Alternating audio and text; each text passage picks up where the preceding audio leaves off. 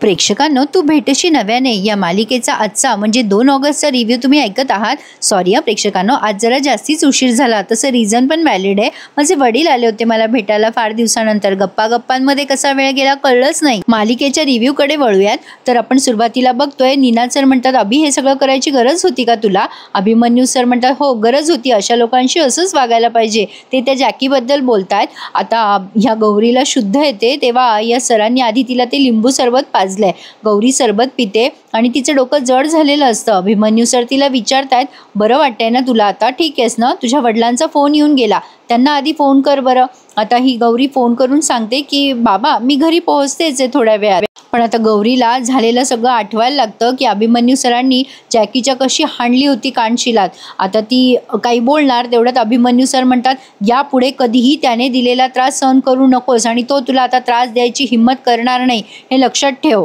आता गौरी फक्त मानेने होकार देते आणि सरांचा निरोप घेऊन घरी जायला निघते. तर हा सीन त्यांनी एवढाच दाखवला. पण आता इकडे आपण बघतोय रागिणी गेलीये या अभिमन्यू सरांच्या घरी आणि आता त्यांच्या बहिणीच्या नवऱ्याला म्हणत असती, त्याने माझी सगळं मूड स्पॉइल केला, काय गरज होती त्याला असं तिथून निघून जायची. अभिमन्यू सरांची कंप्लेंट करत असते ती आणि आता ते पण होशी हो लावत असतात तिच्या. नेमके तेव्हा अभिमन्यू सर घरी पोहोचतात आणि या रागिणीला बघून म्हणतात, सॉरी रागिणी म्हणते, अरे इट्स ओके, मी काही तुझ्यावर रागवलेली नाहीये, काही हरकत नाहीये, होत असतं कधी कधी. अभिमन्यू सर त्यांच्या खोलीत जात असतात तेव्हा ही म्हणते, अरे अभि पण माझी शिक्षा राहिली आहे बरं का भोगायची, अजून राहिलेली शिक्षा केव्हा भोगणार आहेस आता? अभिमन्यू सर म्हणतात, हो का नाही, मी शब्दाचा अगदी पक्का आहे, तू म्हणशील तेव्हा मी नक्की राहिलेली माझी शिक्षा भोग. रागिणी म्हणते, तुला पुढच्या वेळेला वेळ आणि ठिकाण कळवेल. बरं चल येते मी. आता रागिणी तिथून निघून जाते आणि अभिमन्यू सर पण आता रागिणीला निरोप देतात. असो, तर आता ही यांची बहीण अर्पिता म्हणते, अरे अभि तुला फोन केला होता मी यासाठी की त्या मॅडम आहेत ना, त्या काही खातपीत नाही आहेत रे, जेवायचं नाही म्हणतात, बघ ना जरा त्यांच्याकडे. इकडे आपल्या प्राचार्य गाडगीळ मॅडम काहीही खात नसतात आणि सारखं ती आली नाही, ती केव्हा येणार असं मनाशीच बोलत असतात. अभिमन्यू सर त्यांना आवाज देतात, मॅडम. आता प्रेक्षकांनो, ज्या पद्धतीने अभिमन्यू सरांनी आवाज दिलाय ना, आय गेस त्यांचं आणि यांचं नातं प्राध्यापक म्हणजे विद्यार्थी आणि शिक्षक एवढंच असावं. पण बियॉन्ड द वे जाऊन अभिमन्यू सर त्यांच्यासाठी खूप काही करतात, कारण ती तन्वीची आई आहे ना म्हणून, असा माझा एक अंदाज आहे. आता त्या विचारतात अभिमन्यू सरांना, ती आली करे? मला भेटली नाही ती.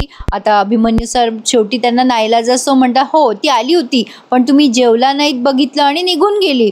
आता या प्राचार्य मॅडम रडायला लागतात आणि म्हणतात, नाही मी जेवते, तू तिला बोलव ना. आता इकडे गौरी घरी आलेली असते, तिची काकू आधी तिला आल्या धरते, पण तेवढ्यात तिचे बाबा येऊन तिला ओरडतात, काय पद्धत आहे गौरी, एवढा उशीर फोन करता नाही येत का तुला? गौरी त्यांना सॉरी म्हणते. तिची आई म्हणते, बाळा तू ठीक आहेस ना? गौरी म्हणते, हो आई मी ठीक आहे, मला आधी जेवायला वाढ बरं, मला खूप भूक लागली आहे. आता गौरीचे बाबा गेले स्वयंपाकघरात. तेवढ्यात आता या दोघींनी विचारपूस चालू केली आहे तिची, काय झालं, जॅकी काय म्हणला, हे सगळं त्यांनी गौरीच्या बाबापासून लपवलंय. आता गौरीची आई तर आत निघून जाते, म्हणजे ही काकू तिला विचारते, काय ग काय झालं त्या जॅकीचं, तुला काही केलं नाही ना त्याने? आता गौरी झालेला सगळा प्रकार सांगते की हो त्या जॅकीने बरंच काही केलं, सगळ्यांच्या समोर तो माझ्याशी खूप असभ्य वागत होता, त्याने मला असा त्रास दिला. आता तिची काकू जरा घाबरते, म्हणजे घाबरायचं नाटक करते का खरं घाबरते ते काही कळलं नाहीये, पण ती म्हणते, अरे बापरे असं केलं त्याने? मग गौरी म्हणते, त्या कॅफेमधल्याच एका माणसाने त्याला चांगला चोप दिला, त्यामुळे तो आता पुन्हा असं करायची हिंमत करणार नाही. आता ती काकू म्हणते, बाई तुला कुठे लागलं नाही ना, काही झालं नाही ना? आता गौरी म्हणते, नाही, पण तुम्ही बाबांना काही सांगितलं नाही ना? तिची काकू म्हणते, नाही सांगितलं ग, पण तो जॅकी खूप नीच माणूस आहे, खरंच त्याने काही त्रास नाही ना दिला तुला? गौरी म्हणते, नाही मी ठीक आहे. आता इकडे आपल्याला प्राचार्य मॅडम तन्वीचा फोटो हातात घेताना दिसताय आणि त्या खूप रडत असतात तन्वीचा हातात फोटो घेऊन. कधी येणार आहेस ग, मला का सोडून गेलीस तू? अभिमन्यू सर आता जेवणाचं पान घेऊन आलेत मॅडम समोर आणि त्यांना म्हणतात, जेवून घ्या आधी मॅडम. आता त्या पुन्हा रडतात आणि म्हणतात, खरंच आली होती का रे ती? मला बघायचं होतं तिला, मला भेटायचं होतं तिला, ती का नाही आली माझ्याकडे? अभिमन्यू सर आता काहीच बोलत नाहीत, ते म्हणतात, तुम्ही जेवून घ्या आधी. आता या प्राचार्य मॅडम जेवून घेतात, एक घास खातात आणि म्हणतात, बघ मी जेवले, आता बोलवणार आहे तिला, मला भेटायचं आहे ना रे तिला, मला बोलायचं आहे रे तिच्याशी, बोलव ना तिला, ती कुठे गेली आहे? अभिमन्यू सर त्यांना म्हणतात, हो ती येईल, तुम्ही आधी जेवून घ्या बरं. अशी खोटी आशा दाखवत आहेत ते. पण आता ते मनात विचार करतात की जर हे सगळं चक्र सुरूच झालं नसतं तर किती बरं झालं असतं. आणि आता प्रेक्षकांनो, इकडे त्यांनी आधीचा दिवस दाखवलाय 1990 सालीचा, सॉरी 1999 सालचा मे बी. आता तेव्हा फ्रेंडशिप डे असतो आणि फ्रेंडशिप डे साजरा करत असतात सगळेजण कॉलेजमध्ये.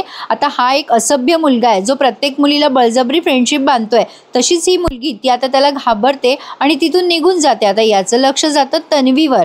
तन्वीचा हात रिकामा असतो. हा विचार करतो कॉलेजचं न्यू ॲडमिशन आणि फ्रेंडशिप डेच्या दिवशी हात चक्क रिकामा. तो तन्वीला जबरदस्ती फ्रेंडशिप बँड बांधत असतो, पण तन्वी त्याच्यावर ओरडते. आता हा मुलगा म्हणतो फ्रेंडशिप डे आहे ना, मग कशाला नखरे करतेस. तन्वी त्याला म्हणते काय फालतूपणा आहे, का बळजबरी करतोयस, मला नाही बांधून घ्यायची आहे तुझ्याकडून फ्रेंडशिप. आता हा मुलगा म्हणतो फ्रेंडशिप तर तुला बांधावीच लागेल. असं म्हणून त्या तन्वीचा त्याने बळजबरी हात धरलाय. पण आता माही ऐन वेळेवर हिरोसारखी एंट्री करतो आणि त्या मुलाचा हात झटकतो. नाही, आधी तर तो त्याला म्हणतो काय आहे ना मित्रा, फ्रेंडशिप डे हा फक्त आणि फक्त मैत्रीचा दिवस असतो रे, जबरदस्तीचा दिवस नसतो. मैत्री ही प्रेमाने जपायची असते, जबरदस्तीने नाही. तिचा हात सोड. आता तो मुलगा माहीला म्हणतो ए चल काय करशील रे तू, आला मोठा हिरो बनायला. आता हा अभिमन्यू म्हणतो मी काय करेल. अरे मित्रा, तू एकटा आहेस आणि माझ्या मागे अख्खं कॉलेज आहेस, त्यामुळे नीट विचार कर आणि चुपचाप इथून निघून जा. आणि मैत्रीबद्दल एक सुरेख वाक्य सुद्धा तो बोलतो हा आपला माही. आणि तन्वी त्याच्या या वाक्यावर खूप इम्प्रेस होते. आता हा मुलगा घाबरतो कारण त्याच्या लक्षात येते की माहीच्या मागे अख्खं कॉलेज आहे. आता तो मुलगा जो तन्वीशी उद्धटसारखा वागत असतो तो चुपचाप तिथून निघून जातोय. म्हणजे विदाऊट व्हायलेन्स माहीने ही लढाई जिंकली, म्हणजे चुपचाप त्याला तिथून घालवलं असं त्यांना सांगायचं होतं.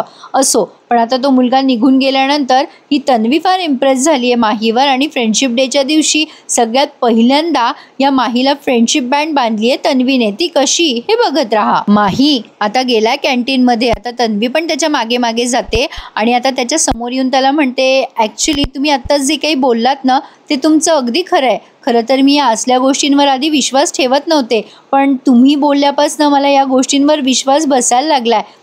मी आयुष्यामध्ये पहिल्यांदा कोणाला तरी फ्रेंडशिप बांधतीये, तुम्ही माझे फ्रेंड व्हाल ना.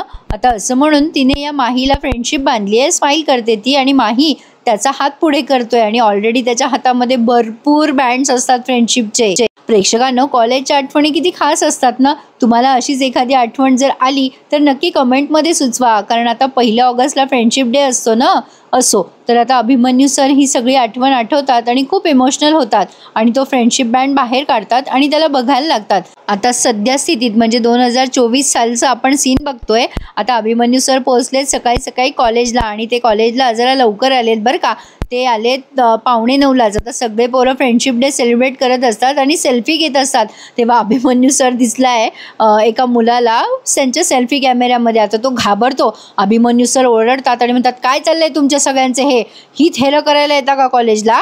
एक मुलगा हिम्मत करून म्हणतो सर आज फ्रेंडशिप डे आहे ना. अभिमन्यू सर म्हणतात हे असले फालतूचे सगळे धंदे आहेत ना ते कॉलेजच्या बाहेर करायचे, इथे शिक्षण घ्यायला येता ना तुम्ही. अरे सण साजरे करायचे असतील तर शिक्षणाच्या यशाचे साजरे करा, हे असले फालतू सण काय साजरे करताय. आता सगळ्यांना घालवलंय त्यांनी तिथं ओरडून. आता हे निनाद सर म्हणतात अरे अभि, अरे काय चाललंय तुझं. अरे बाबा, वर्षातून एकदाच येतो हा दिवस, त्यांच्या हक्काचा दिवस आहे, त्यांना साजरा करू दे.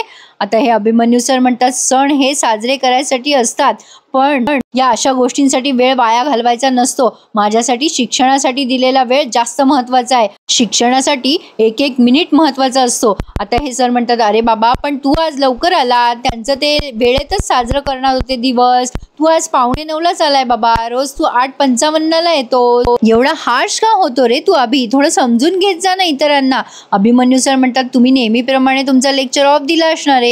आता ते म्हणतात हो दिलाय. मग अभिमन्यू सर म्हणतात तुमच्याकडे वेळ असेल तर माझं एक काम कराल का. निनाद सर म्हणतात काय काम आहे, पण आता ते ऐकवलं नाहीये त्यांनी काम काय येते. आता इकडे गौरीचं सीन घेतलाय कॅन्टीनमध्ये.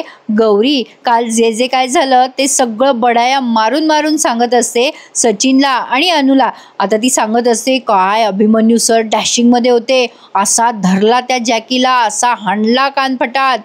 डोसा म्हणत असतो तू खरं सांगतेस का. गौरी म्हणते अरे म्हणजे काय, असा मारला तसा मारला. गौरीने सगळं प्रात्यक्षिक करून दाखवलंय डोशासोबत. आणि आता गौरी एवढं सगळं सांगत असते तेव्हा अनुला काही विश्वास बसे ना. अनु म्हणते काय सांगतेस, अभिमन्यू सर असे करत होते. अगं बाई तुला भीती नाही वाटली का त्यांची. गौरी म्हणते भीती, अगो कसलं भारी वाटत होतं माहितीये तुला. असं वाटत होतं एखादी मूवी चालू आहे, एखाद्या मूवीचा सीन चालू आहे आणि अभिमन्यू सर असे हिरो सारखे समोर आलेत. अगो काय सांगू तुला, फार भारी वाटत होतं ग अनु. गौरीला असं झालंय काय सांगू आणि काय नको. पण आता तेवढ्यात तिथे हा सचिन म्हणतो, अरे हिच्या तोंडावर पाणी मारलं सरांनी. तेव्हा हिने काय केलं माहितीये का, जगभर पाणी ओतलं. गौरी म्हणते नाही नाही चाल, असं काही झालं नसेल, थोडंफार ओतलं असेल मी. आता सचिन म्हणतो, अगं येडी झाली का, मी होतो ना समोर, मी सगळं बघितलेलं आहे. आता ही म्हणते, अरे बापरे गौरी तू एवढं सगळं केलंस. आता प्रेक्षकांनो यांचं बोलणं सुरूच असतं. तेवढ्यात तिथे अण्णा येतो आणि म्हणतो, अरे काय चाललंय तुमचं, अरे आज काही मेनू बिनू ठरवायचं आहे की नाही आजच्या दिवसाचा. अनुला म्हणतात ते, काय ग पोरी तू इथे काय करते लेक्चर सोडून. अनु म्हणते, अण्णा आज फ्रेंडशिप डे आहे ना, मी गौरीला फ्रेंडशिप बँड बांधायला आले होते. आता ती गौरीला फ्रेंडशिप बँड बांधते आणि म्हणते, हॅपी फ्रेंडशिप डे गौरी. आता गौरी तिला थँक्यू म्हणते. दोघी मैत्रिणी एकमेकींना असे मिठ्या मारतात. आणि आता काय करायचा आजचा कॅन्टीनचा मेनू तिला आठवे ना गौरीला. पण मग आता थोडा वेळ विचार करते ती आणि म्हणते, आज ना आपण मिसळ बनवूयात, प्रेमाची मिसळ, फ्रेंडशिपची मिसळ, काय म्हणते. आणि आता गौरीने मेनू ठरवलाय. अण्णा म्हणतो, भारी भारीचे मेनू, आज आपण मिसळच बनवूयात, लिहून टाकतो फळ्यावर बघा.